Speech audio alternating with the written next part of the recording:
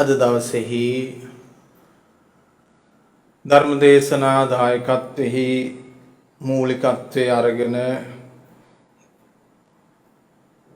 කටයුතු කරනු ලබන්නේ ඕස්ට්‍රේලියාවේ පදිංචි සරිනි විජේරත්න පින්වත් මැතිණිය සහ සුරංග සිල්වා පින්වත් මැතිතුමා ඒ දෙපළ විශේෂයෙන්ම අප භාවනා මධ්‍යස්ථානයට අවශ්‍ය කරන ඒ කුටියක් සෑදීමට හෝ ඒ අසල තියෙන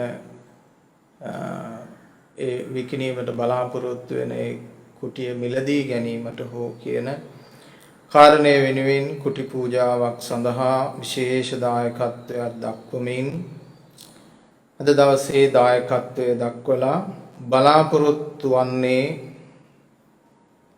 මීට වසර 11කට පෙර ආතුව අපාත්‍රයෙන් සමුගත් ආදරණීය පියාණන් වන ගාමිණී විජේරත්න පින්වත් පියාණන් වහන්සේගේ සසර ගමන යහපත් වේවා, කල්යාණ මිත්‍ර ඇසුර ලැබේවා, ප්‍රාර්ථනීය බෝධියෙන් සසරින් නිවනින් සැනසේවා කියන උතුම් ප්‍රාර්ථනා ඇති කිරීමට ඒ වගේම මීට වසර 5කට පෙර ආතුව අපාත්‍රයෙන් සමුගත් මාලී සිල්වා සහෝදරියට පුණ්‍යානුමෝදනා කිරීමේ අරමුණනොත් එතුමියගේ සංසාරික භව ගමන සපවත් වේවා, කල්යාණ මිත්‍ර ඇසුර ලැබේවා, ප්‍රාර්ථනීය බෝධියෙන් නිවනින් සැනසේවා කියන ප්‍රාර්ථනා ඇති කර ගැනීම. ඒ වගේම පින්වත් සරණී විජේරත්න මැතිණියගේත් ඒ වගේම සුරංග සිල්වා පින්වත් මැතිතුමාගේ දෙපාර්ශවයේම වංශ පරම්පරාගත පින්බලාපොරොත්තු වන යම්තා ඥාතීන් වෙද්ද ඒ හැම දිනාටමත් පුණ්‍යානුමෝදනා කිරීම සඳහා මේ මොහොතේ සිහිපත් කරනවා. ඒ හැම දිනාටමත් සසරින් සැපයක්ම වේවා කියලා අපි ප්‍රාර්ථනා කරනවා. ඒ වගේම සෙත් ප්‍රාර්ථනා කිරීමට බලාපොරොත්තු වෙනවා අප කල්යාණ මිත්‍ර ආනන්ද ස්වාමීන් වහන්සේටත්, මාලී විජේරත්න පින්වත් මෑණියන්ටත්, සුරංග සිල්වා තම ඒ පින්වත් මහත්මාණන්ටත්, ඩිලන් සිල්වා පුතුටත්, සේරා සිල්වා දියණියටත්, සරණී විජේරත්න එම මැතිණිය ඇතුළු පවුලේ හැම දෙනාටම තුරුණුවන්ගේ ආශිර්වාදය, සද්ධර්මයේ ආශිර්වාදය ලැබේවා. ඒ වගේම රටවාසී ලෝකවාසී හැම දිනාටමත් සද්ධර්මයේ ආශිර්වාදයෙන් සියලු යහපත වේවා කියන ප්‍රාර්ථනා ඇතුව අද දවසේහි මේ විශේෂ දායකත්වයක් දක්වමින් කුටි පූජා සඳහා ඕස්ට්‍රේලියාවේ පදිංචි සරණී විජේරත්න පින්වත් මැතිණිය සහ සුරංග සිල්වා පින්වත් මැතිතුමා ඇතුළු ඒ පවුලේ පින්වතුන් අද දායකත්වයේ දැක්වුවා. ජීවිතයකට ලබාගත හැකි මාහැඟි බොහොම පුණ්‍ය නිධානයක් තමයි ආවාස පූජාව, ඒ වගේම කුටි පූජාව. ඉතින් එවැනි උතුම් පුණ්‍ය ධර්මයක් සිද්ධ කළාම ඒක නොසිදෙන පින්කමක් බවට පත් වෙනවා. හැම දවසකම පින් පිරෙන පින්කමක් බවට පත් වෙනවා. දැන් මේ ධර්මශාලා පූජාවත් ඒ වගේ පූජාවක්. ඒ පින්නතුන්ට මේ හැම දවසකම මේ සිදු කරනු ලබන පුණ්‍ය ආනිසංස බලයන් ආදී පූජා වෙනවා, ආනිසංස ලැබෙනවා.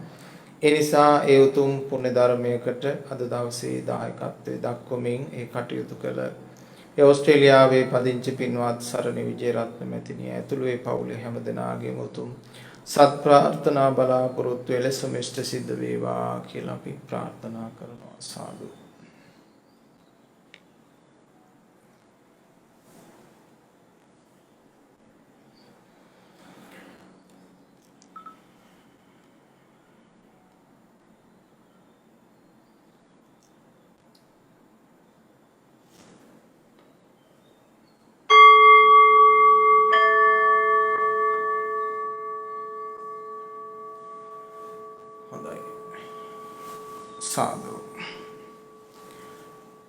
2022 වසරේ පස්වෙනි මාසේ අද පළවෙනිදා භාවනා වැඩසටහන ශ්‍රද්ධාවන්ත ගුණගරුක වාසනාවන්ත පින්වත්නි, මුලින්ම හිත සංසුන් කරගමු. බීජයක් පැල කරන්න පොළොව සකසා ගන්නවා වගේ මුලින්ම හිත සංසුන් කරගමු. සද්ධර්මය ඇසීමට පෙර මගේ හිතේ පවතින අසංසුන් භාවයන් සංසුන් වේවා. ඇලෙන ගැටෙන හිත නොඇලී නොගැටි සංසුන් වේවා.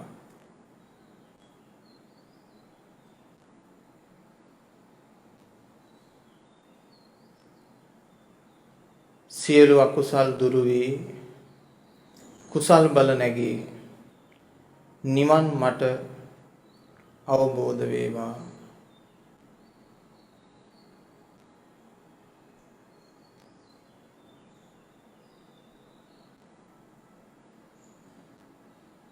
ඒ බුදුරජාණන් වහන්සේගේ සරණ, ඒ උතුම් ශ්‍රී සද්ධර්මයේ සරණ, ඒ උතුම් මහරහතන් වහන්සේලාගේ සරණ මට ලැබේවා. පිහිට මට ලැබේවා. උදව්ව උපකාරය ආශිර්වාදය මට ලැබේවා. ඒ ලැබීමෙන් මාගේ සිතේ පවතින ලෝභ, ද්වේෂ, මෝහ යන අකුසල ධර්මයෝ දුරු වේවා, තුනී වේවා. අකුසලයන්ගෙන් මාගේ සිත නිදහස් වේවා.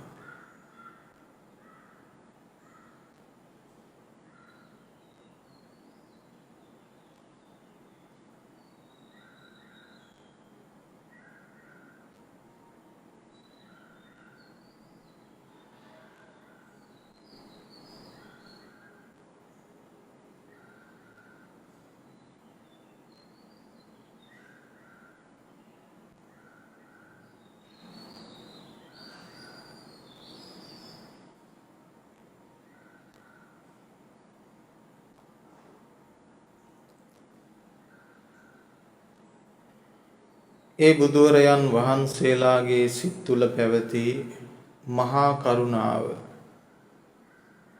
මාගේ සිතේද පවතිවා. ඉදිරිපස සිටින අනන්ත සක්වල අනන්ත සත්වයෝ නිදුක් වේවා, නිරෝග වේවා, සුවපත් වේවා. වෛර නැත්තෝ වෙත්වා, ක්‍රෝධ නැත්තෝ වෙත්වා.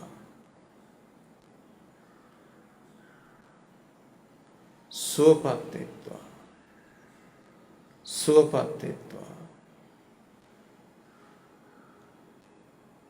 මාගේ දකුණු පසින් සිටින අනන්ත සක්වල සියලු සත්වයෝ නිදුක් වෙත්වා, නිරෝග වෙත්වා, සුවපත් වෙත්වා. වෛර නැත්තෝ වෙත්වා, ලෝභ නැත්තෝ වෙත්වා, දෝෂ නැත්තෝ වෙත්වා, මෝහ නැත්තෝ වෙත්වා. සුවපත් වෙත්වා, සුවපත් වෙත්වා.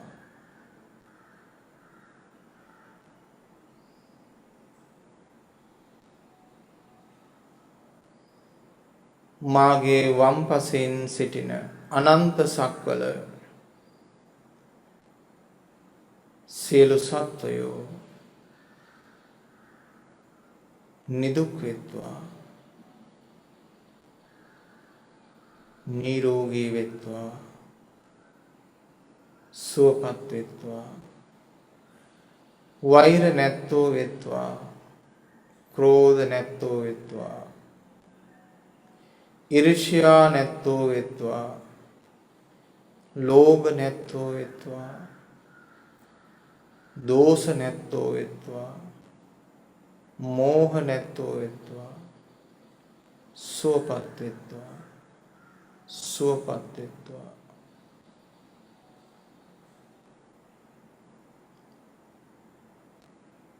මාගේ පිටුපසින් සිටින අනන්ත සක්වල සියලු සත්වයෝ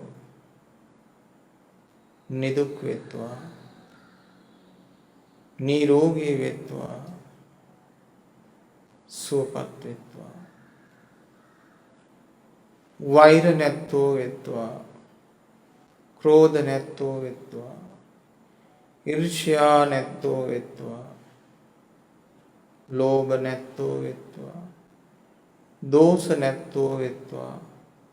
මෝහ නැත්තෝ වෙත්වා.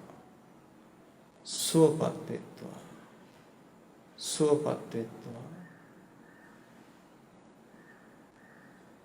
මාගේ හිස මුදුනින් ඉහළ සිටින දෙව් බඹුන් ඇතුළු අනන්ත සක්වල සියලු සත්වයෝ නිදුක් වෙත්වා. නිරෝග වෙත්වා. සුවපත් වෙත්වා. වෛර නැත්තෝ වෙත්වා. දෝෂ නැත්තෝ වෙත්වා. ලෝභ නැත්තෝ වෙත්වා. දෝෂ නැත්තෝ වෙත්වා. මෝහ නැත්තෝ වෙත්වා. සුවපත් වෙත්වා. සුවපත් වෙත්වා. සුවපත් වෙත්වා.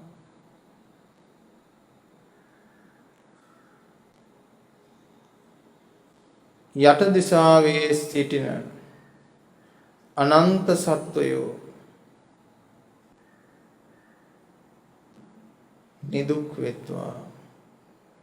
නිරෝග වෙත්වා. සුවපත් වෙත්වා. සුවපත් වෙත්වා. වෛර නැත්තෝ වෙත්වා. ක්‍රෝධ නැත්තෝ වෙත්වා. ඊර්ෂ්‍යා නැත්තෝ වෙත්වා. ලෝභ නැත්තෝ වෙත්වා. මෝහ නැත්තෝ වෙත්වා. සුවපත් වෙත්වා. සුවපත් වෙත්වා. සුවපත් වෙත්වා. දස දිසාවේම සිටින ඇහැට පෙනෙන නොපෙනෙන සියලු සත්වයෝ නිදුක් වෙත්වා. නිරෝග වෙත්වා. සුවපත් වෙත්වා. වෛර නැත්තෝ වෙත්වා. ලෝභ නැත්තෝ වෙත්වා. මෝහ නැත්තෝ වෙත්වා. සුවපත් වූ සිත් ඇත්තෝ වෙත්වා. සුවපත් වූ සිත් ඇත්තෝ වෙත්වා. සියලු සත්වයෝ සුවපත් වූ සිත් ඇත්තෝ වෙත්වා. සියලු සත්වයෝ සුවපත් වූ සිත් ඇත්තෝ වෙත්වා. සියලු සත්වයෝ සුවපත් වූ සිත් ඇත්තෝ වෙත්වා. බුදු ගුණ අනන්තයි. බුදු ගුණ අනන්තයි. බුදු ගුණ අනන්තයි. බුදු ගුණ අනන්තයි. බුදු ගුණ අනන්තයි.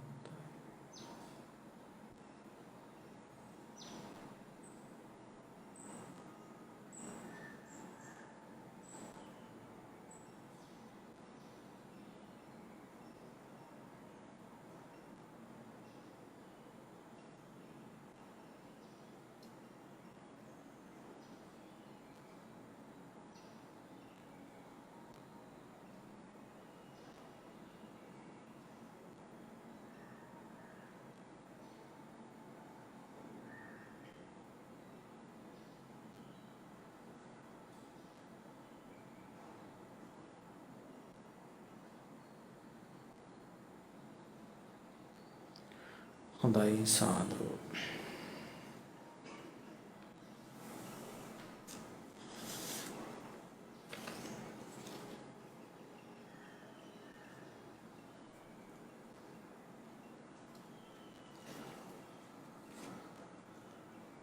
බුදුරජාණන් වහන්සේගේ ධර්මයේ තුල දක්නට තිබෙන ප්‍රධාන කාරණයක් තමයි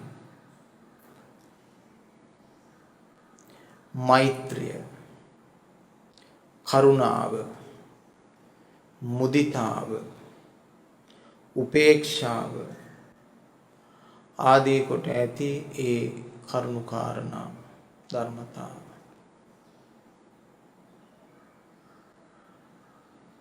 මෙත්තානිසංස සූත්‍ර දේශනාවේ පින්නතුන් හොඳට දන්නවා මෛත්‍රී භාවනාවේ තියෙන මහා පිං ඇති ඵල ප්‍රයෝජන ප්‍රතිඵල. ඉතින් මෛත්‍රී සිතක් ඇති කර ගැනීම මුළු මහත් ලෝකෙටම වටින දෙයක්. මෛත්‍රී සිතක් තිබුණොත් විතරයි හිත සංසුන් වෙන්නේ.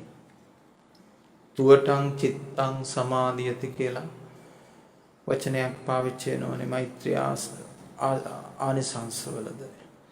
එමනම් මෙත් සහගත සිතුවිලි තිබුණොත් තමයි හිත සංසුන් වෙන්නේ.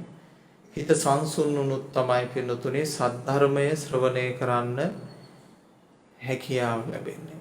සද්ධර්මයේ මෙනෙහි කරන්න හැකියාව ලැබෙන්නේ. උතුම් මාර්ගඵල නිවන් සඳහා සිත පිහිටවන්න හැකියාව ලැබෙන්නේ මෛත්‍රී සහගත සිතක් තිබුණොත්. ඒ නිසා මෙත් සහගත සිතුවිලි ඇතිව කටයුතු කිරීම ධර්ම මාර්ගයට ඉමහත් අත්‍යසිල්ලක් උපකාරයක්. සත්ව ගතියෙන් මිනිස්යාගේ හිතේ ලෝභ, ද්වේෂ, මෝහ පැමිණෙනවා. බුද්ධ ආදී මහෝත්තමයේ ලෝකෙ පහළ වෙලා මෛත්‍රිය කරුණාව නැමැති මාර්ග පෙන්වා දෙනවා. ඒ අනුගමනය කිරීම අපිට දෙලව යහපත සිත සලසන කාරණයක් බවට පත් වෙනවා. ඒ නිසා මෙත් සිතුවිලි ඇතුව ධර්ම ශ්‍රවණය කරන්න කියන කාරණය අපි මතක තියාගන්න ඕන. මේ ලෝකයේ ගොඩාක් ප්‍රශ්න විසඳ ගන්න පුළුවන් මාර්ගය තමයි මෛත්‍රී සහගත බව, කරුණා සහගත බව. ඒක නිවසෙන් පටන් ගත්තාම මුළු මහත් ලෝකෙම තියෙන ප්‍රශ්නවලටත් උත්තරය තමයි මෛත්‍රිය. ඒ ජපන් රට ලංකාවට ගොඩක් ගරු කරන්නේ සලකන්නේ ඒ ජපන් රටට බුදුදහමේ කියා දුන්නු නහි වේරේන වේරාණි, වෛරයෙන් වෛරේ නොසන්සිඳේ කියන මෛත්‍රී පාඨය නිසා මේ මිනිස්සු යුද්ධ කරගන්නේ නැතුව ඒ වචනේ මත පිහිටලා මුළු මහත් සංස්කෘතියක් සමාජයක් හැදුනා. ඒ නිසා ජපන් රටේ තව මිනිස්සුන්ට ගරු කරන ස්වභාවයේ අය, උදව් කරන අය, වෛර කළාට වෛර නොකරන අය නිර්මාණය වීම සඳහා ඒ ප්‍රකාශය උදව්වක් උපකාරයක් වෙලා තියෙනවා.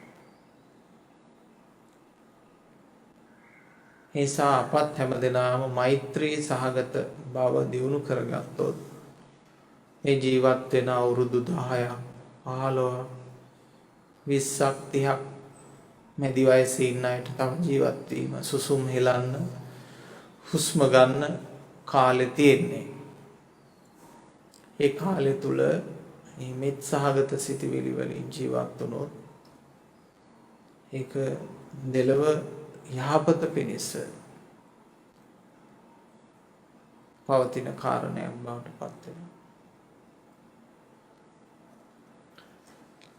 මේ ලෝකේ කරුණු කාරණා අපි මෛත්‍රී සහගතව විසඳ ගන්න උත්සාහ කරනවා. මෛත්‍රී සහගතව ඒ කරුණු කාරණා විසඳ ගන්න බැරි වුණොත්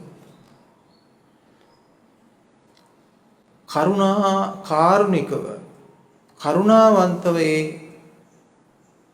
ගැටලු සංසිඳවා ගන්නට උත්සාහ කරන්න ඕන. ඒක තමයි බුදුහාමුදුරුවෝ පෙන්වූ මාර්ගය. දැන් මෛත්‍රිය බැරි වුණොත් ඊළඟ තියෙන මාර්ගය තමයි කරුණාව. කරුණාව දක්වනවා. සමහර වෙලාවට අපි අනුකම්පා කරනවා කියන වචනයත් ඒ ළඟින් යන වචනයක්.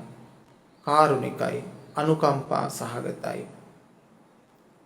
දැන් බුදුරජාණන් වහන්සේලාට නොදැනුවත්ව, රහතන් වහන්සේලාට නොදැනුවත්ව නිඳා කරන, අපහාස කරන අයට දක්වලා තියෙන කරුණාව.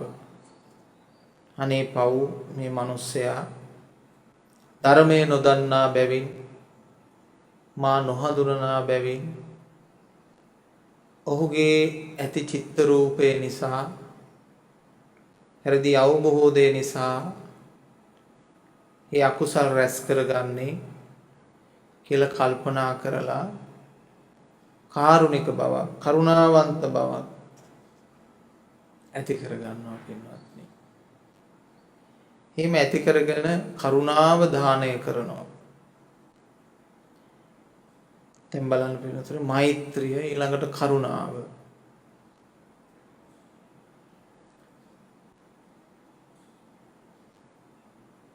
කරුණා සහගතවත් අපිට බැරි වුණොත් පින්වතුනි, උපේක්ෂා සහගතව ඒක දරා ගන්න, ඉවසන්න, නිහඬව සිටින්න, මගහැර යන්න, ඇසුරු නොකොට ඉන්න වගේ දේවල් අනුගමනය කරන්න පුළුවන්.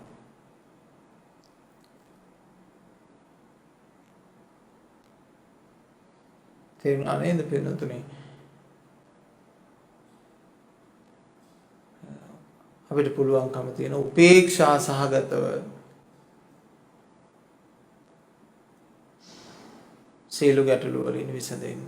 දැන් අපි තුනක් ඉගෙන ගත්ත මේ වෙනකොට: මෛත්‍රී සහගතව, කරුණා සහගතව, ඒ වගේම උපේක්ෂා සහගතව ගැටලු ප්‍රශ්න කොහොමද අපි ජයගන්නේ කියලා. ඉතින් මිනිස්සුන් ඉදිරියේ පමණක් නෙමෙයි පින්නතුනේ, අපි තනි වුණත් අපේ හිත ඇතුලේ හැම මොහොතකම මේ ලෝකය ආශ්‍රය නිස්ත්‍රේ කරමින් විශාල චිත්තචෛතසික ධර්මතා රාශියක් පවතිනවා. ඒ නිසා මිනිසුන් ඉදිරියේ පෙනෙන්නට භාවිතා කරන දෙයක් නෙමෙයි මේ කරුණාව, මෛත්‍රිය, උපේක්ෂාව. ඊටාම නිහඬව සංසුන්ව gedara ඉඳිද්දී තමන්ගේ සිත ඇතුළෙම තමන්ට පේන්න හදාගන්න දෙයක්.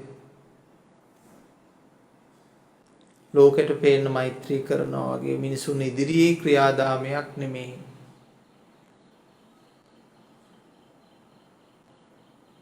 මිනිසුන් ඉදිරියේ කරුණාවන්ත වෙනවා වගේ පෙන්වන එකක් නෙමෙයි. මිනිසුන් ඉදිරියේ උපේක්ෂා සහගතව ඉන්නවා වගේ එකක් නෙමෙයි. මේක තමන් තනිමන්සලේ ජීවත් වෙද්දී තමන්ගේ හිත ඇතුලේ පවත්ව ගන්න උවමනා කරන දෙයක්.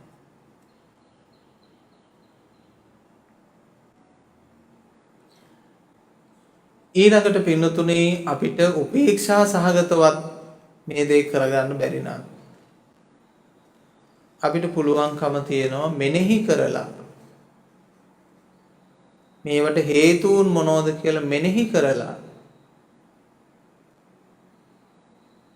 ඒ කරුණු කාරණා තේරුම් අරගෙන නිහඬ වෙන්න පුළුවන්. මෙනෙහි කරලා මෙහෙමයි පින්නතුනේ, අපි හිතමුකෝ ගෙදර ඉන්නවා බොහෝම සැරබර අම්මා තාත්තා කෙනෙක් කියලා අපි හිතමුකෝ. කොච්චර හරි බනිනවා. අම්මා තාත්තා බයින නිසා බොහෝ අය සිත් වේදනාවන් වලින් ඉන්න අය ඉන්නවා.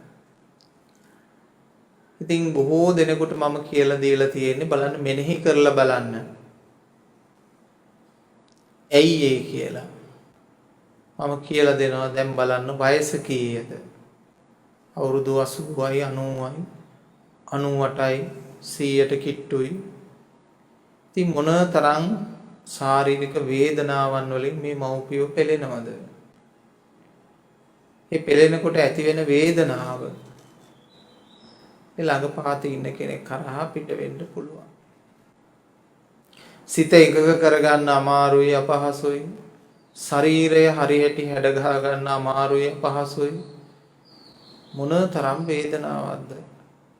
මෙන්න මෙහෙම මෙනෙහි කරලා බලනකොට පින්නතුනේ අපේ හිත කරුණාවය, මෛත්‍රිය, උපේක්ෂා සහගත බව බේර ගන්න පුළුවන් හැකියාවක් තියෙනවා මෙනෙහි කර බැලීමෙන්. ඒ වගේම යම්කිසි මිත්‍රයෙක්ගේ හරි යාළුවෙක්ගේ හරි අසල්වාසියෙක්ගේ හරි දායකයෙක්ගේ හරි කාගේ හරි ගැටලුවක් ඇති වුණා. ඒත් ඒකට හේතු සාධක කරුණු සාධක ආදිය හොඳින්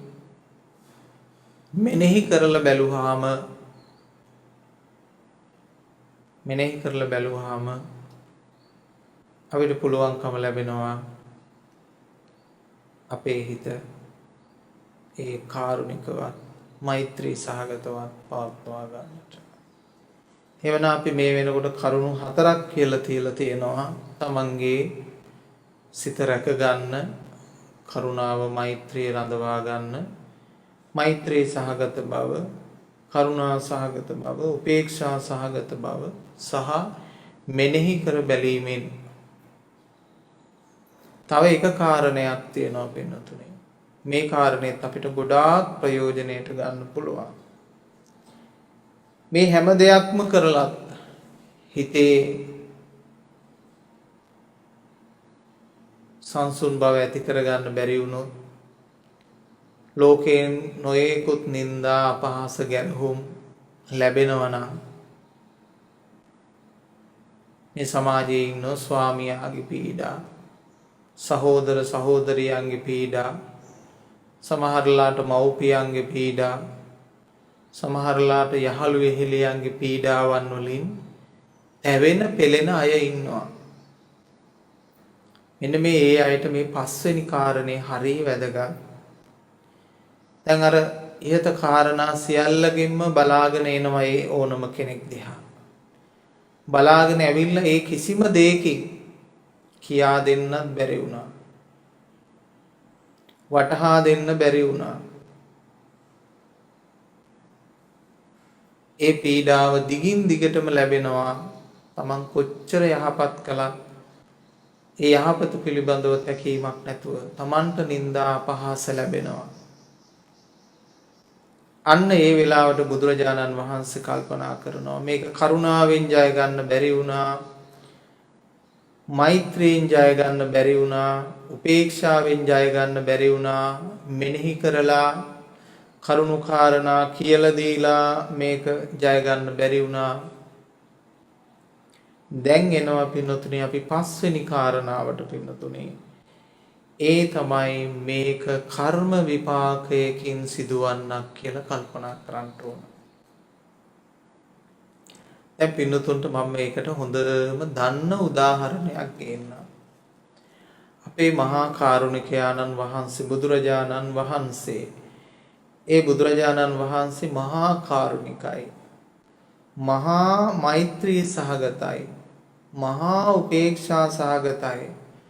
මහා මෙනෙහි කරන සම්මර්ෂණ ඥානයකින් යුක්තයි භාග්‍යවතුන් වහන්සේ. ඒකකින්වත් ජය ගන්න බැරි වෙච්ච කෙනෙක් බුදුහාමුදුරුවන්ට සිටියා. කවුද ඒ? ඒ තමයි දෙව්දත් ඥාතිවරයෙක්. දෙව්දත්. එවනම් බුදුරජාණන් වහන්සේ හැම කෙනෙක් දිහාම බලලා ඒ විදියට හැම අයුරකින්ම බලලා අවසානයේ තීරණය ආවා මේක කර්මයක්. මේක කර්ම විපාක ධර්මයක්. මේක වළක්වන්න බෑ. ඒ සේරිවානික ජාතකයෙන් පටන් ගත්තාම ඒ අනන්ත සංසාරේ පුංචි වෙලදාමක් කරලා ඒ වෙලදාමෙදී Tamanට ඒක ඒ විදියට අඩුවට ගන්න බැරි වුණා කියලා ඇති වෙච්ච අසාධාරණ වෙලදාමක් කරගන්න බැලපු ඒ එවකට දේවදත්තගේ ආත්ම භාවය විසින් ශාප කළා භාග්‍යවතුන් වහන්සේට වෛර කළා උපෝපන්න ආත්මවල පින්නතුනේ වෛර කරනවා කියලා බුදු වෙන ආත්මේ නිවන් දැකලත් ඒ කර්ම විපාකය ධර්මය ඒ විදියට පස්සෙන් ආවා. ඒ වගේ ශාප කරන මිනිස්සු ඉන්නවා. මේ රටේ පින්නතුනේ එලාර කියන ඒ යුද්ධය සියන එලාර රජතුමා මිය යනවා කියලා කියන්නේ මම සිංහලෙක් වශයෙන් උපදිනවා. ඉපදිලා මම සිංහල ජාතිය වනසනවා කියන මහා ශාපයක් ඇතුව. අන්න ඒ වගේ ශාපලත් මිනිස්සු ඉන්නවා. ශාප කරන මිනිස්සු ඉන්නවා. මෙන්න මේවට කියන්නේ කර්ම විපාක. ඒ නිසා අපටත් සමහරලාට තියෙන දේවල් දිහා බැලුවාම අපිත් මේ හතරවෙනි කාරණේ දක්වාම එනවා මේක කර්ම විපාකයක්. කරන්න දෙයක් නැහැ. එහෙම හිතලා පින්නතුනි වළක්වන්න බැරි දෙයක් හැටියට තේරුම් අරගෙන ජීවිතේ ගත කරන එකයි තියෙන්නේ. දැන් සමහර අයට තමන්ගේ ස්වාමිය ස්වාමි දියණිය දෙවියෙක් දෙවගණක් වගේ ඕම මිත්‍රශීලී හොඳ ආදරයෙන් කරුණාවෙන් ජීවිත ගත කරනවා. කලාතුරකින් මේ වගේ කර්ම විපාකයක් කියන අයත් ඉන්නවා. ඒවත් එහෙම වෙන්න පුළුවන්. ඉතින් සමහර පවුල්වල සහෝදර සහෝදරයෝ එකිනෙකට කරුණාවෙන් කටයුතු කරනවා. නමුත් සමහර අය හරි කර්ම විපාකයක් කියලා හිතනවා එකිනෙකාට නෑ. සමහර තැන්වල උපාසක උපාසිකාව භික්ෂු භික්ෂුණීන් බොහෝම සමගිව වාසය කරනවා. සමහර තැන්වල ඒක නෑ කර්ම විපාකයක් වගේ. සමහර සේවා ස්ථානවල සියලු දෙනා සමගියෙන් එකමුතුව එකිනෙකාව අභිබවා යන්නේ නැතුව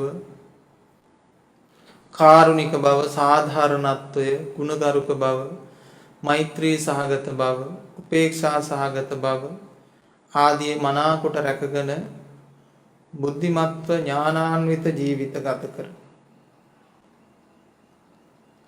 සමහර තැන්වල ඒක නෑ කර්ම විපාකයක් කියලා කියනවා. මට රැකියාව ලැබිච්ච තැන මහා කර්මයක් පුදුම හිරිහැරයක් කියලා කියනවා. එhmenan පින්නතුනි මෙන්න මේ කරුණු කාරණා මේ විදිහට තේරුම් ගත්තාම අපේ හිත සංසුන් කරගන්න පුළුවන්.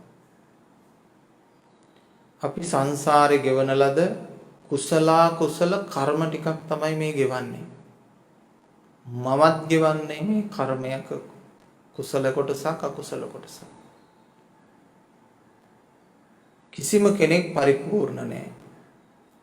මොනවා හරි දෙයක් ජීවිතයේ අඩුපාඩුවක් ඇති. ඒක තමයි ලෝක ස්වභාවය පින්නතුනේ.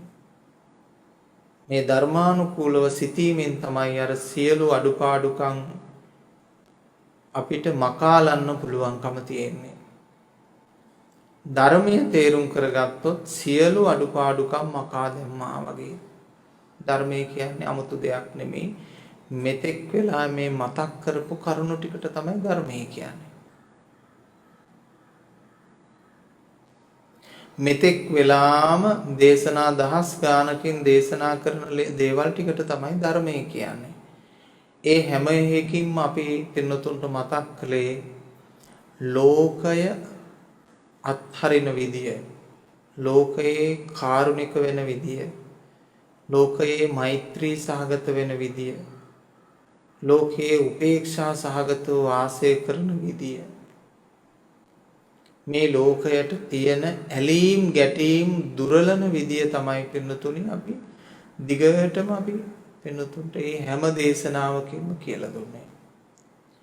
මෙන්න මේ දේවල් හොඳට තේරුම් අරගෙන දහමට අනුව හිත හදා ගන්න ඕන. දහමට අනුව හිත හදා ගන්න.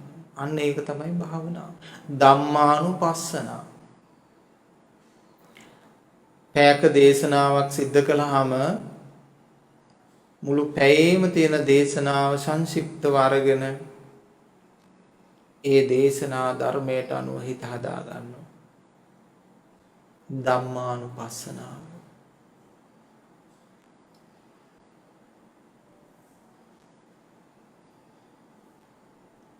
ඒකෙන් නිවන් දකින්න පුළුවන් වෙනතුනේ.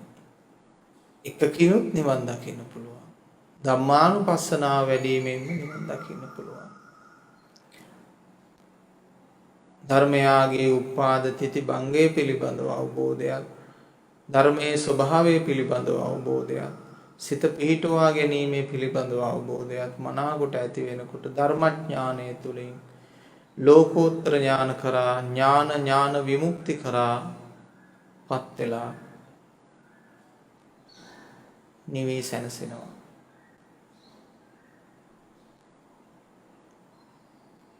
කාටවත් මේ ලෝකේ 아무තු බණක් ලොකු බණක් විකෘති බණක් කියන්න මේ ලෝකේ පුළුවන් කමක් නැහැ. කාට වුණත් බුද්ධ ශාසනය ඇතුලේ මෙන්න මේ කරුණ තුන සම්පූර්ණ වෙනවා නම් ඒක හොඳ ධර්ම දේශනාවක්. ලෝභය දුරු කරනවද මේ දේශනාව තුලින්? දෝෂය දුරු කරනවද මේ දේශනාව තුලින්? මෝහය දුරු කරනවද මේ දේශනාව තුලින්? ඒ දේශනාව පින්වත්නි ශ්‍රේෂ්ඨ දේශනාවක්, උත්තරීතර දේශනාවක්, විශිෂ්ට දේශනාවක්.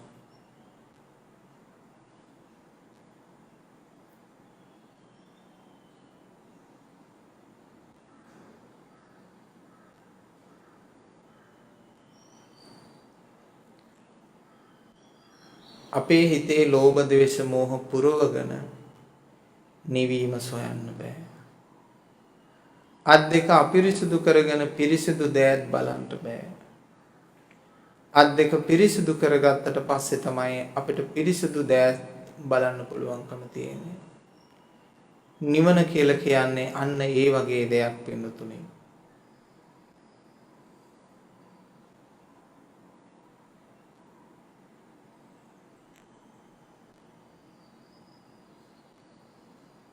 එහෙම නැතුව අමුතු සරල ක්‍රමයක් ස්විච් එකක් මේ නිවන උදා කර ගන්නවා. එහෙම දෙයක් නැහැ.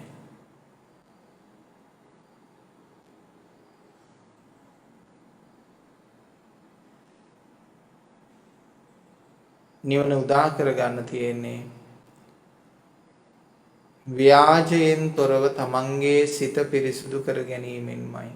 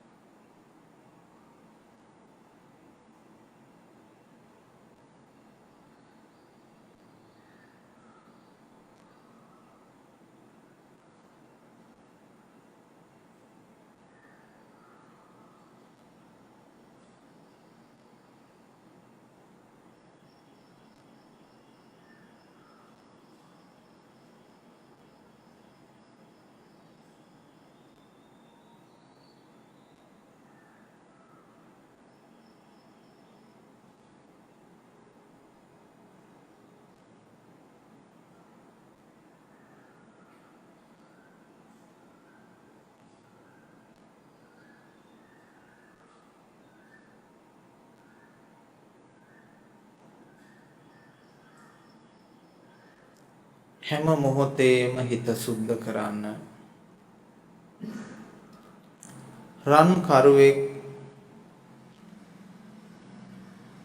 හත්රන් මුදු මාලවල අව පැහැගැන්වීම දැක දැක ඒව සුද්ධ කරලා මනාව පිරිසිදු කරනවා, ලස්සන කරනවා. නිවන් දකින්න කැමති කෙනෙකුත් පත්තු වෙන තැන් හැම තැනම නිවාගෙන පිරිසිදු කරගෙන යන්න ඕන. දැවෙන තැන් හැම තැනක්ම නිවන්න ඕන. දැවෙන තැන් හැම තැනක්ම නිවා දැමුවොත් විතරයි නිවන් දකින්නේ.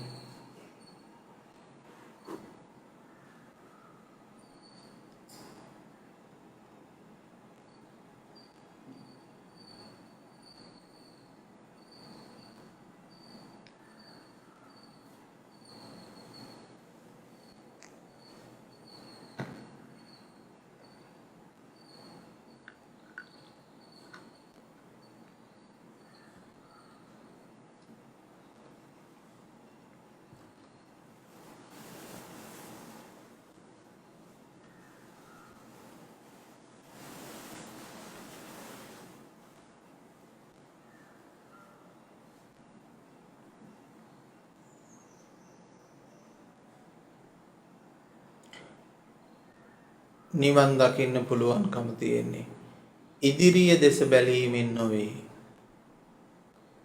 තමා දෙස බැලීමෙන්මයි.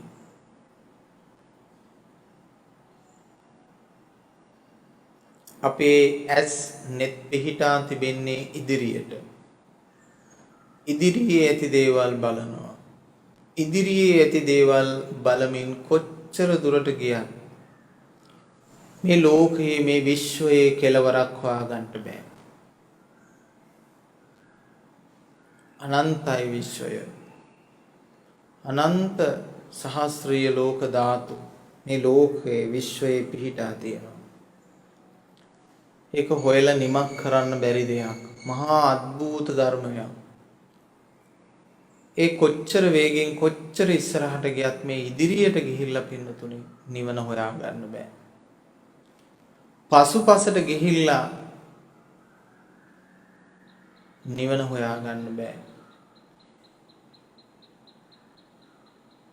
වම් පසට, දකුණු පසට, උඩට, යටි දිශාවට ගිහිල්ලා කොච්චර දුර ගියත් නිවන හොයා ගන්න බෑ. තමා දෙසට හැරෙන්න ඕන. හැරිලා දැක දැක පිරිසුදු කරන්න. මම ලෝභයෙන් අන්තද? ලෝභය හොඳ නැති දෙයක්. හලාහල විසක්, දුරු කළ යුතු විසක් කියලා කල්පනා කරලා ඉවත් කරගන්න. මේ කියන ධර්මයේ පින්නතුනේ මම ඔබට කියනවා නෙමෙයි. මේ බුදුරජාණන් වහන්සේගේ ධර්මය. මේ ධර්මය ඔබට මෙන්ම මටත එක හා සමානවම වළංගුයි. මම විසින් ඔබට කියන ධර්මයක් නෙමෙයි මේක. භාග්‍යවතුන් වහන්සේ අපිට පැහැදිලි කරලා දුන්නු සූත්‍ර දේශනා ඇතුළෙන් සංක්ෂිප්තව අපට තේරෙන භාෂාවෙන් ගෙනහැර දැක්වීමක් පමණයි. මේ ධර්මය මටද එලෙසයි ඔබටත් එලෙසමයි. ඒ නිසා මම මෙතන දේශකෙක් නොවේ. මමත් ශ්‍රාවකෙක්. භික්ෂු භික්ෂුණී උපාසක උපාසිකා කියන මේ අපි හැමෝම ශ්‍රාවකයෝ. දේශකයා බුදුරජාණන් වහන්සේමයි.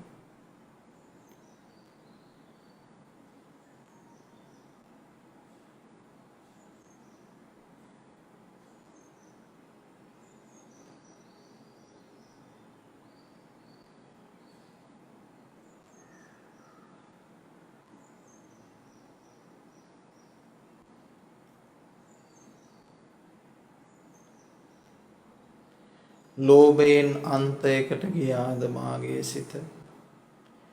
දෝෂයෙන් අන්තයට ගියාද මාගේ සිත? මෝහයෙන් අන්තයට ගියාද මාගේ සිත?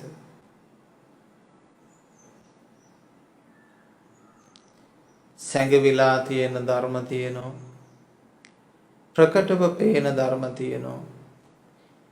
පිළිගන්න ධර්ම තියෙනවා. ප්‍රතික්ෂේපිත ධර්ම තියෙනවා. ඒ හැම දෙයක්ම මෙහෙයුම් කරන මධ්‍යස්ථානයක් තියෙනවා. ඒකට කියනවා විඥානය කියලා. ඒ විඥාන මායාව මධ්‍යස්ථානය චක්කු විඥානයෙන්, සෝත විඥානයෙන්, ගාහන විඥානයෙන්, චිව්වා විඥානයෙන්, කාය විඥානයෙන්, මනෝ ධාතුවෙන් එය විඥාන වශයෙන් සියල්ල පරිපාලනය වෙනවා. බලන්න ඔබ විඥානයේ උපාදාන කටයුතු යම් දෙයක් ධර්ම විරෝධීව රඳවාගෙන තියෙනවා නම් ධර්ම විරෝධී කියන්නේ ලෝභ, ද්වේෂ, මෝහ නම් ඒ කරුණු ධර්ම විරෝධී. ධර්මය නම් අලෝභ, අද්වේෂ, අමෝහ, කරුණාව, මෛත්‍රිය, උපේක්ෂා සහගත බව.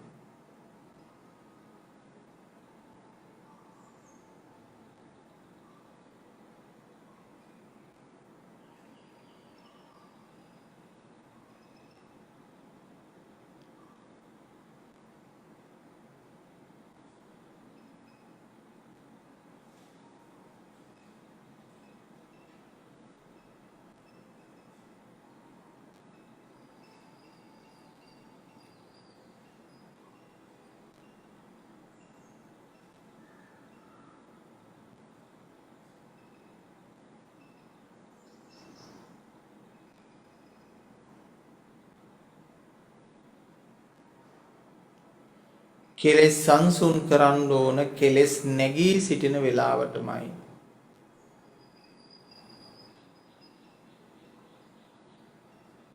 එහෙම නැති වෙලාවට නෙමෙයි පින්නතුනේ. තරහව, වෛරය, ඉරිසියාව, ක්‍රෝධය එළියට පැමිණෙන වෙලාවටමයි අල්ලගෙන ඒවා සංසුන් කරන්න ඕන.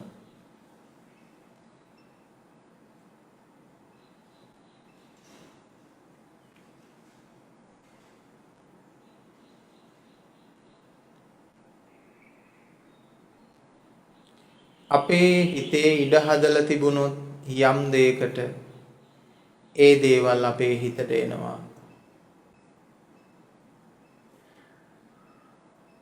ඒ කෙලෙස් දාමයන් වලට හිතේ ඉඩ හදලා නොතිබ්බොත් අපේ හිතට ඒවා එන්නේ නැහැ පින්නතුනේ. එහෙමනම් අකුසලයට හිත හදන්නේ නැතුව ඉන්න පවතින කාරුණික මිනිසයා කල්පනා කරන්න ඕන.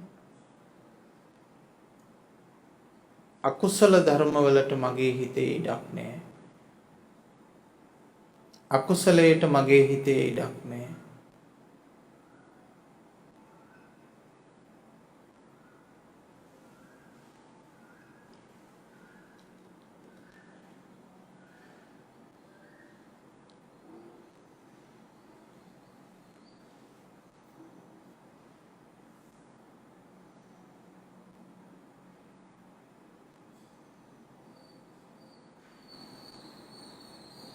සිත කියන්නේ ගෘහයක්. ගෘහයක් හදනකොට මැසි මදුරුවන්ට, පත්තායෙන් ගෝනුස්සම් වැනි සත්තුන්ට ඇතුල් වෙන්න බැරි වෙන විදිහේ සුරක්ෂිත ගයක් හදනවා. ඒ වගේම සොර සතුරන්ට ඇතුල් වෙන්න බැරි ගයක් හදනවා. එහෙම නේද පින්නතුනේ? අන්න ඒ විදියටම ඔබේ හිත හදාගන්න. අකුසල ධර්ම වලට ඇතුල් වෙන්න බැරි ගයක් ඉඩ දීලා නැහැ. සොර සතුරන්ට ඇතුල් වෙන්න බැරි ගයක් අවසර නැතුව ඇතුල් වෙන්න බැරි වෙන්න ගේට්ටුවට ඉබ්බෙක් දොරට යතුරක් තිබෙනවා.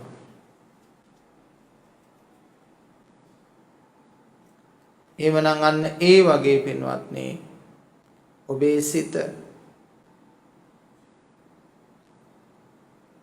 ධර්මයෙන් ආරක්ෂා කරන්න ධම්මෝ හවේ රක්කති ධම්මචාරී ධර්මයේ ආරක්ෂා පැවැත්ම තිබෙනකොට එහි ආරක්ෂාව සැපේනවා. ගෙදර වැසියෙකින් පවතින විට ඒ වැසියා හොඳින් දැනගන්නවා Taman ජීවත් වන පළාතේ මිනිසුන්ගේ ස්වභාවය. තේරුම් අරන් ජීවත් වන නිසා ගැටලු අවම කරගෙන ජීවත් වීමේ පහසුව ලැබෙනවා. හිත තුල වාසය කරද්දී හිත තේරුම් අරගෙන හිතේ ස්වභාවය තේරුම් අරගෙන මනාව වටහාගෙන ජීවත් වෙනවා. එයාට හිතත් එක්කත් පහසුවෙන් ජීවත් වෙන්න පුළුවන්කම ලැබෙනවා.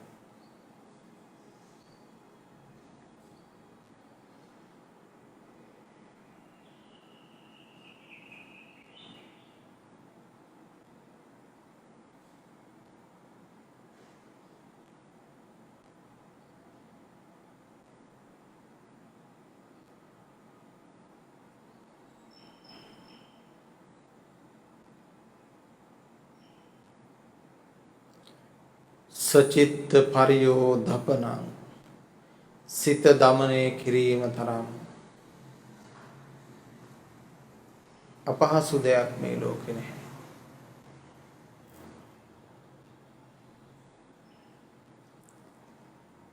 තමන්ගේ හිත තමන් හරියට දමනය කරගත්ත නම් එයා තමයි ලෝකෙම ඉන්න ශ්‍රේෂ්ඨතම ගුරුවරයා. ඇයි එහෙම ශ්‍රේෂ්ඨතම ගුරුවරයා කියලා කියන්නේ? දඩබ්බරම ළමයා හදාගත්ත නිසා.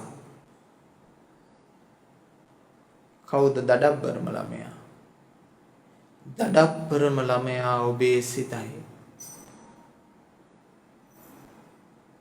ඒ ළමයා හොඳින් හදාගත්තොත් ශ්‍රේෂ්ඨතම ගුරුවරයා ඔබයි.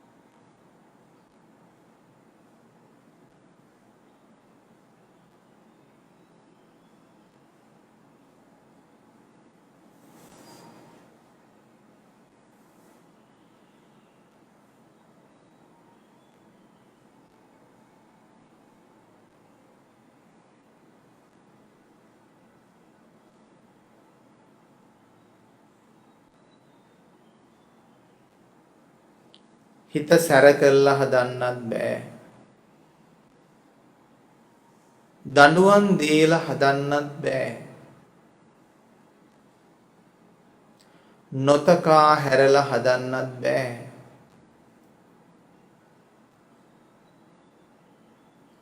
ධර්මයක් ඥාණයෙන්ම කරුණාකාරණා අවබෝධ කරගෙන තමයි හදන්න ඕන. බුදුහාමුදුරුවන්ගේ කාලේ ඔය හස්තියෝ දමනය කරන අය හිටියා. අශ්වයෝ දමනය කරනවා. ගවයෝ දමනය කරලා හදලා විකුණනවා.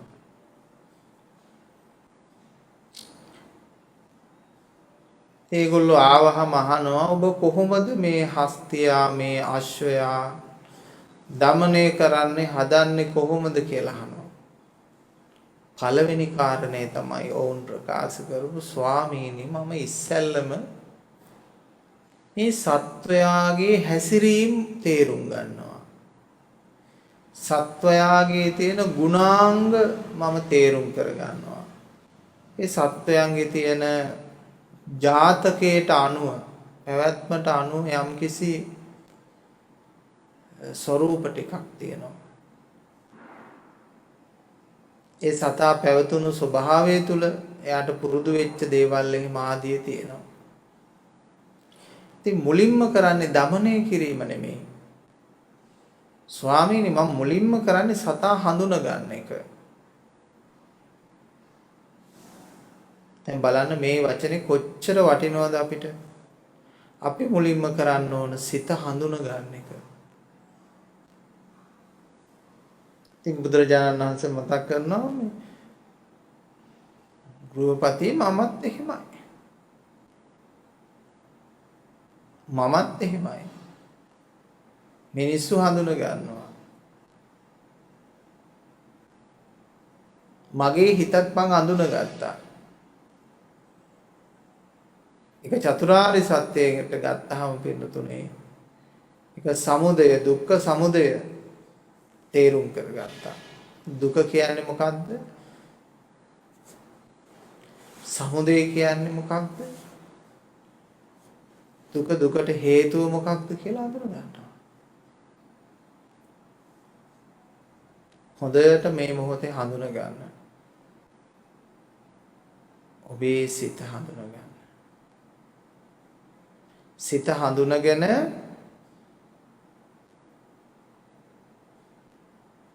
අන්න ඒ හිත ඒ හඳුනා ගැනීම වලට අනුරූපීව සංසාරේ පුරාවම අපිව මේ දක්වාම රැගෙන එන්න පාදක වෙච්ච මේ කර්මය මේ භවයේදී අපි නිදහස් කරලා දාන්න.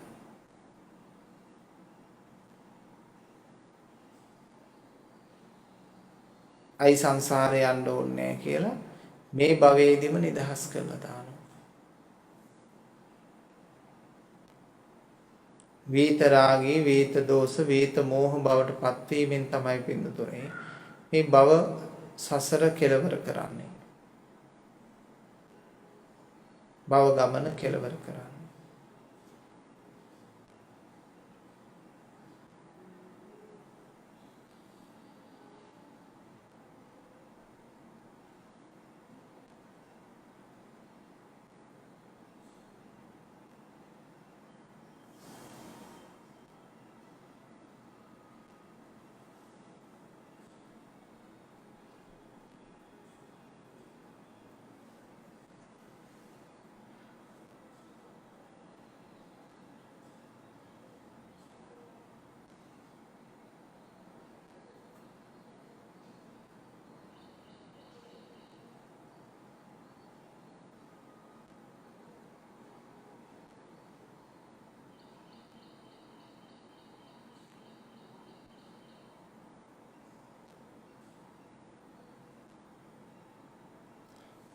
ඔබේ හිත මේ මොහොතේ සංසුන් නම් ඔබත් සංසුන්ව සිටින්න.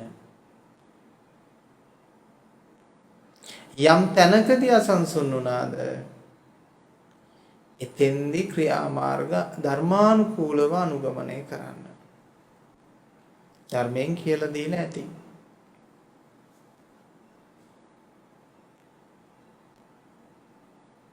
හිත සංසුන් නම් ඔබ සංසුන්ව සිටින්න. මොකවත් හොයන්න යන්න එපා ඒ වෙලාවට. හිතේ යම් බාධාවක් ඉපදුනහම තමයි එතෙක් අපි ධර්මය එකතු කරන්නේ.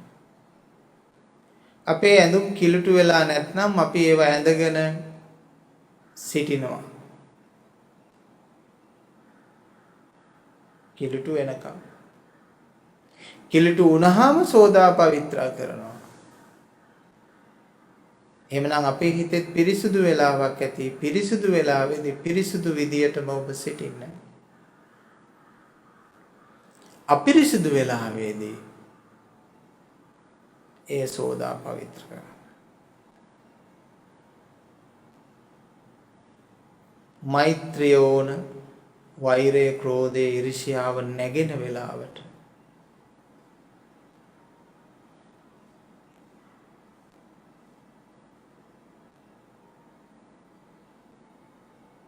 දානේ අවශ්‍ය කරන්නේ ලෝභ දේශ මොහ හිතේ පවතින වෙලාවට පරිත්‍යාගය දානය.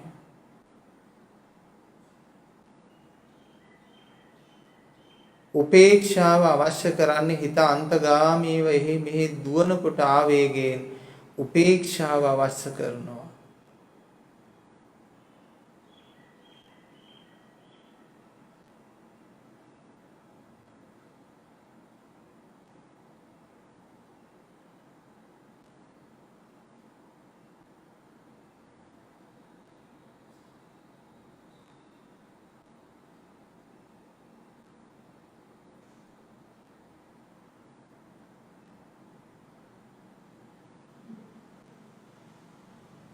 ධර්මයේ නිසි තැන්වල නිසි ආකාරයට යෙදෙව්වහම් පින්නතුනේ සුරක්ෂිත ගයක් නිවසක් වගේ තමයි. සුරක්ෂිත ගයක් නිවසක්. ධර්මයේ නිසි තැන්වල යොදන්න ඕන. අනවබෝධිත පැත්තක් තියෙනවා නම් ජීවිතයේ ඔබ අන්න ඒ පැත්තෙන් මායя ඇතුල් වෙනවා. සතුරු ඇතුල් වෙන්නේ දුර්වලව පවතින මුරකාවල් පැත්තෙන්නේ. රටකටත් එහෙමයි. රජමාලිගාවකටත් එහෙමයි. ඒ වගේම හිතටත් එහෙමයි. නිවසටත් එහෙමයි. දුර්වල පැත්තෙන් ඇතුල් වෙන්නේ. හැම පැත්තක්ම ශක්තිමත් කරලා තිබුණොත් අන්න ඇතුල් වෙන්න බෑ. එහෙනම් අවබෝධයෙන් පරිපූර්ණ වෙනවා කියලා කියන්නේ හැම පැත්තක්ම සුරක්ෂිත කරලා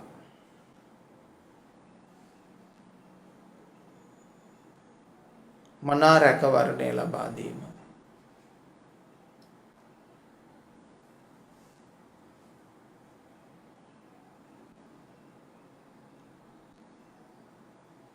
බුදුරජාණන් වහන්සේගේ ධර්මයේ ප්‍රකටව දකින්න තිබෙන ලක්ෂණයක් මම ඔබට දේශනා කරන්නම්.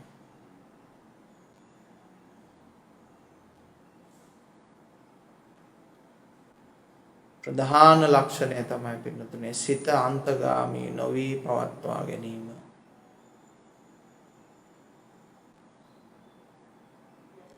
සිත අන්තගාමී නොවි පවත්වා ගැනීම.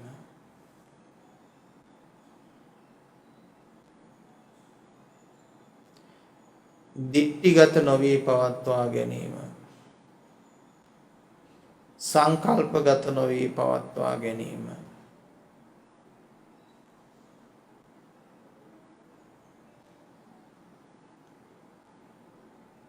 වචන වලට නොපැමිණ පවත්වා ගැනීම.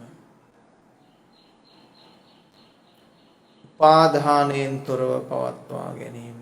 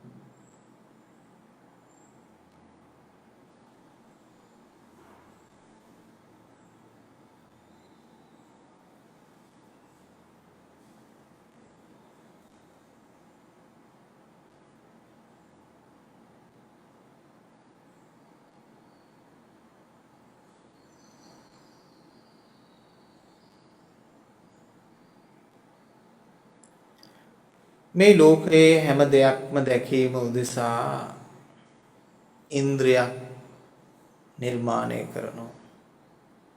ඇහෙන් දකින්න බැරි දේවල් හඳුන ගන්න නාසය තියෙනවා.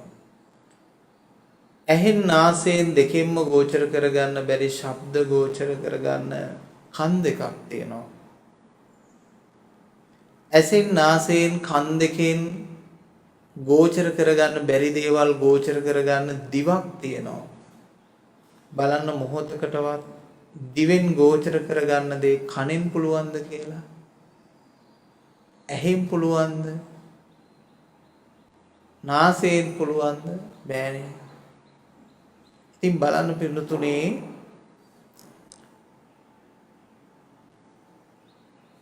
ශරීරයක් තියෙනවා තවත් ගෝචර කරගන්න.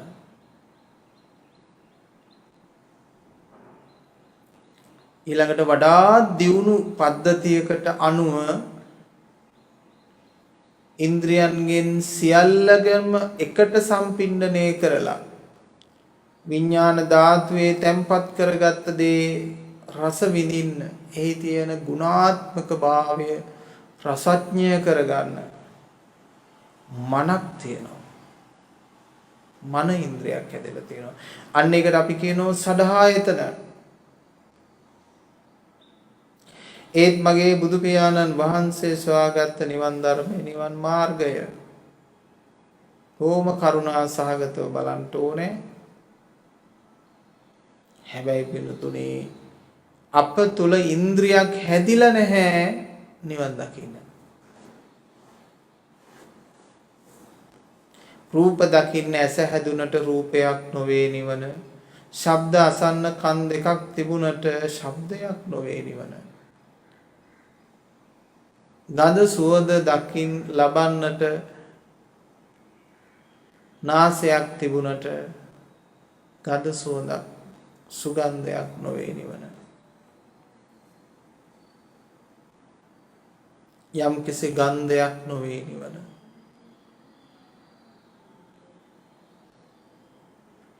රස නීරස හඳුනා ගන්නට දිවක් තිබුණට රසක් නොවේ නිවන. ස්පර්ශයන් හඳුනා ගන්නට ශරීරයක් තිබුණට ස්පර්ශ වන දෙයක් නොවේ නිවන. හොඳට මෙනෙහි කරන්න.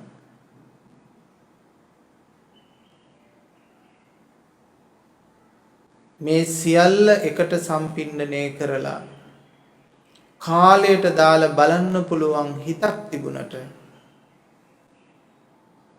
මනෝ ලෝකයකින් මවන්න පුළුවන් දෙයක් නෙමෙයි නිවන. එහෙමනම් සදහායතන වලින් නිවන් දකින්න බෑ. මේක හොඳට මතක තියාගන්න. නිවන් මඟ හොයන පින්තුන් සදහායතන වලින් නිවන් දකින්න බෑ.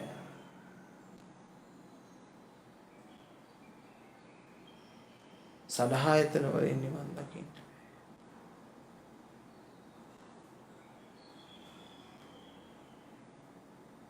එහෙනම් ඔබේ වැරද්ද ඔබ දැන් අඳුන ගන්න.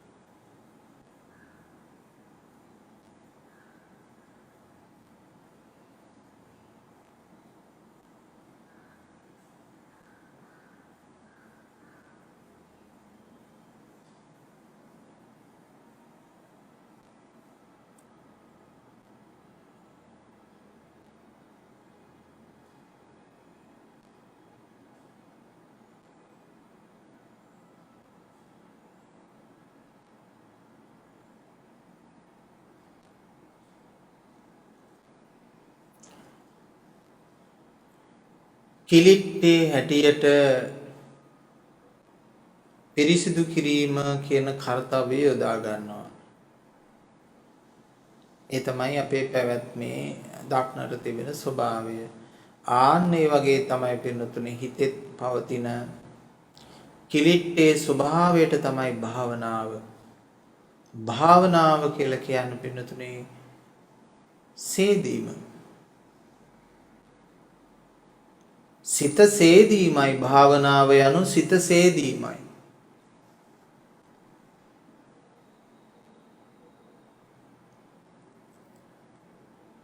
භාවනාවට සිත දානවා කියන්නේ සිත වොෂින් මැෂින් දානවා වගේ.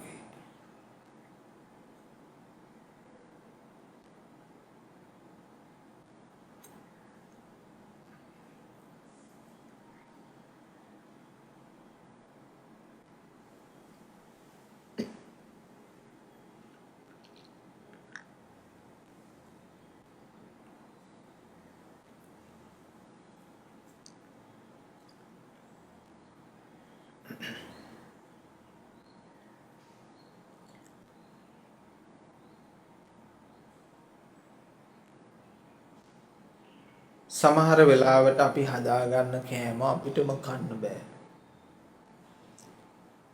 ඒ සිහිය කල්පනාව මදවීම හෝ අනවබෝධය හෝ නිසා මොනවා හරි දේවල් අඩුපාඩු වීම නිසායි ඒ කෑම රස නැති වෙන්නේ.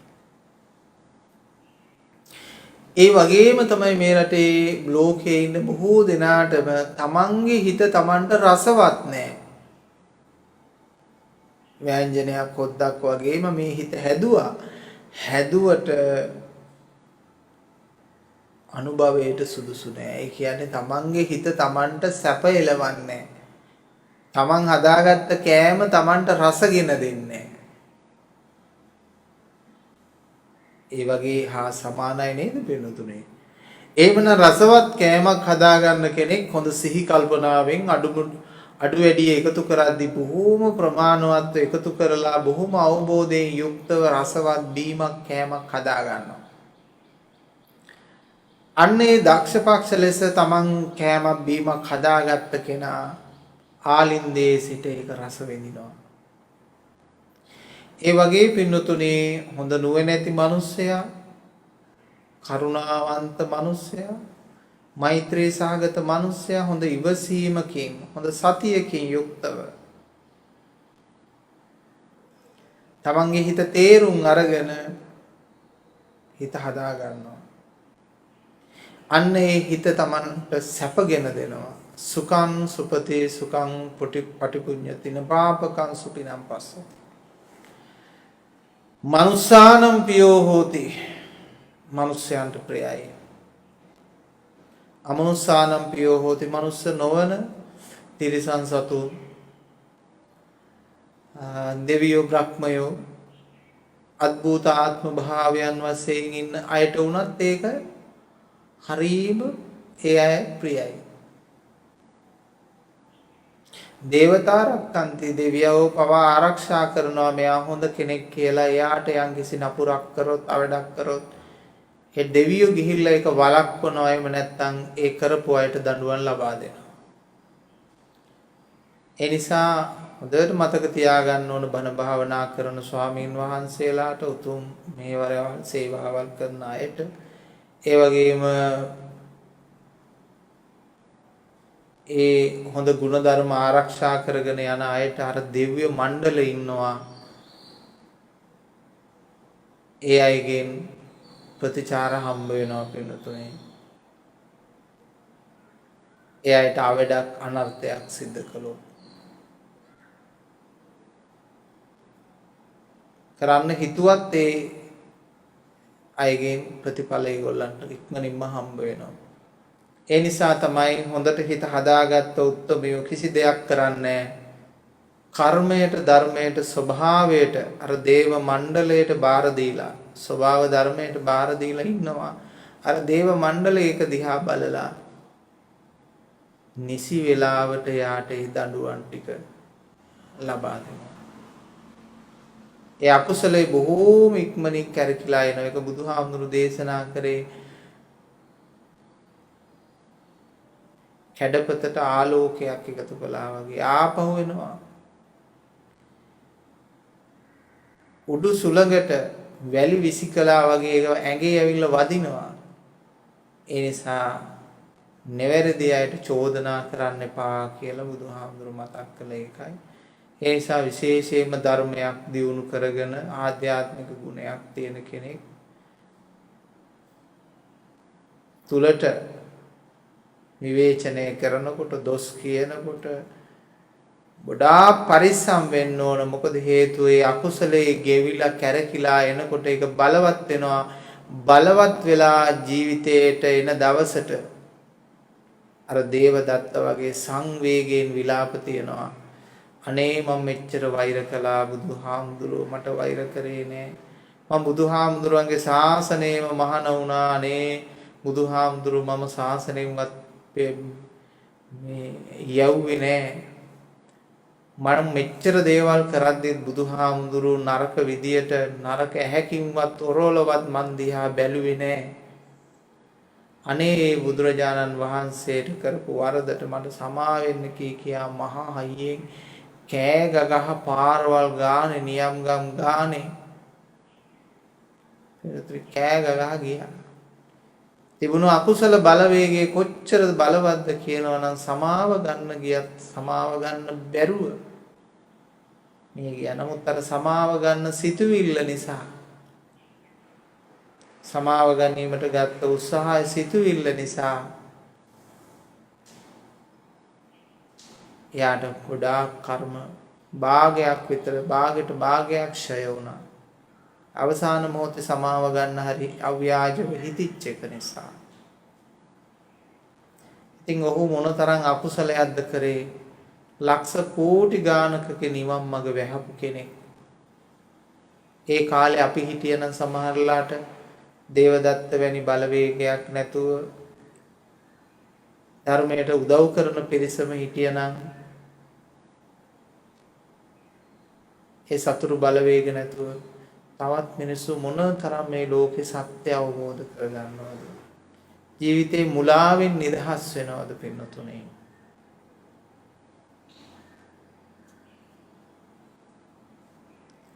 ඒ නිසා පින්නතුනේ අපි බොහොම මේ සීල වෘත, ගුණ වෘත උදවියට එක එක විවේචන අරයි මෙහි කරන කට්ටිය අහුණාම ඒවත් එක්ක එකතු වෙලා කිසි වෙලාවක කරන්න එපා.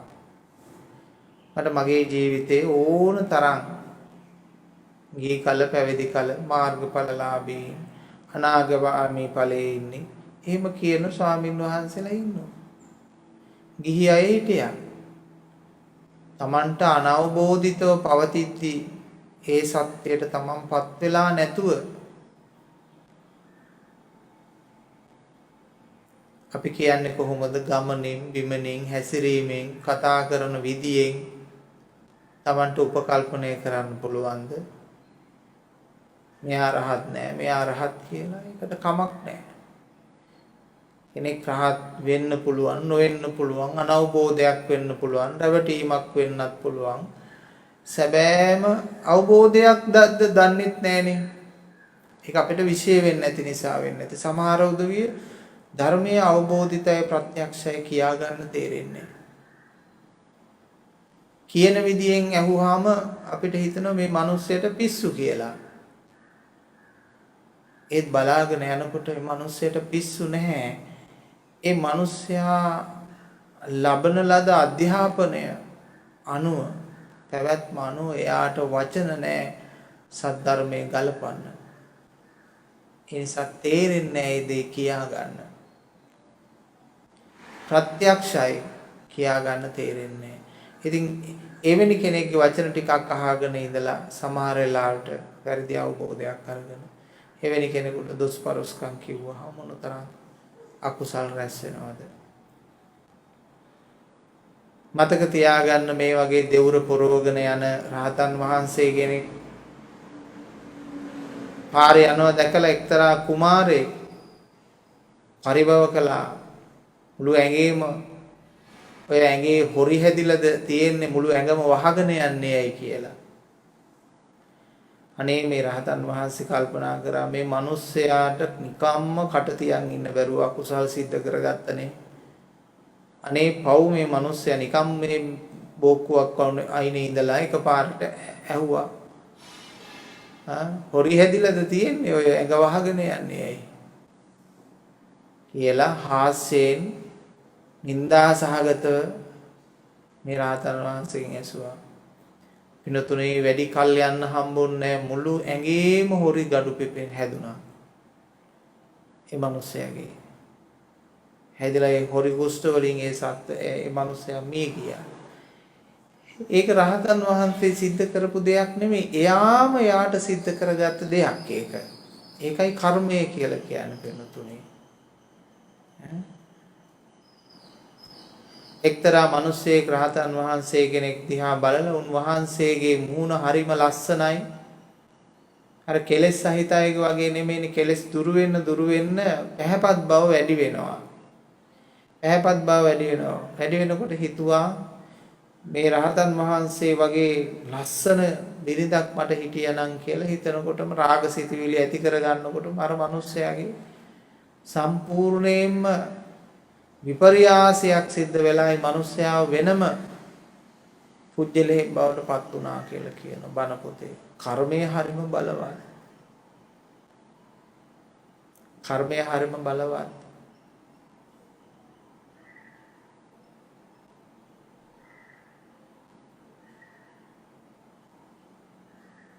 ඒක ජීවිතයේ ඔබ ප්‍රත්‍යක්ෂවම තේරුම් ගිහිල්ලත් ඇති ගොඩාක් පින්නතුන්ට. එහෙම නැත්නම් ඒක තේරුම් ගන්න මහන්සි වෙන්න කර්මය කියන්නේ එලෙසම කැරකිලා Tamanට එනවා. කර්මය කියන්නේ එලෙසම කැරකිලා එනවා. බොහොම බලවත් දෙයක්. ඒ නිසා හොඳ දේම කරන්න, යහපත් දේම කරන්න, යහපත් දේම කතා කරන්න, යහපත් දේම හිතන්න, යහපත් විදියටම පවතින්න. යහපතම ඔබ කරා ළඟා වෙනවා. ඔබ උසස් වෙන්න උත්සාහ කරන්න ඕනේ. ඔබට උසස් වීම ස්වභාවයෙන් ලැබේවි. ගෞරවය ස්වභාවයෙන් ලැබේවි ගුණධර්ම තියෙනකොට. ඒක මං අත්විඳපු දෙයක්. මිල මුදල් වලින් බලයෙන් නිලයෙන් ලබන්න බැරි උත්තරීතරත්වයක් ඔබේ ගුණධර්ම වලට ඔබේ ජීවිතයට ළඟා කරලා දෙන්න පුළුවන්. ඒ නිසා මේ ධර්මයෙන් ළඟා කරගන්න ධනය, සද්ධර්මයේ නැමැති මහා ධනය, ප්‍රඥා ධනය පින්නතුනේ ගොඩාක් බලවත්. ඒක ධනයෙන් බැබලෙනවට වඩා යාන වාහන ඉඩකඩම් වලින් මිනිස්සේ බැබලෙනවට වඩා බලතල නිල තානාන්තර වලින් බැබලෙනවට වඩා බැබලීමක් පින්නතුනේ මේ ධර්මයේ බලය නිසා තියෙනවා.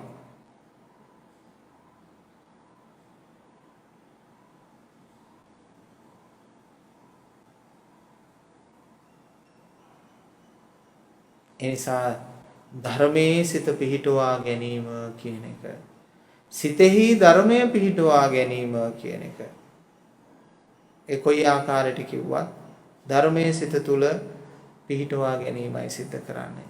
එහෙමනම් දැන් තියෙන්නේ මොනවද? දැන් තියෙන්නේ අධර්මයනේ. ලෝභ, ද්වේෂ, මෝහ.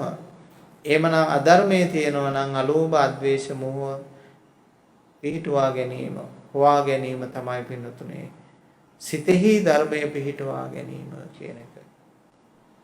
එවන අපි කල්පනා කරනවා පින්නතුනේ දේශනාව කොටසකුත් භාවනාත්මක කාලයක් කොටසකුත් ගත කිරීම සඳහා.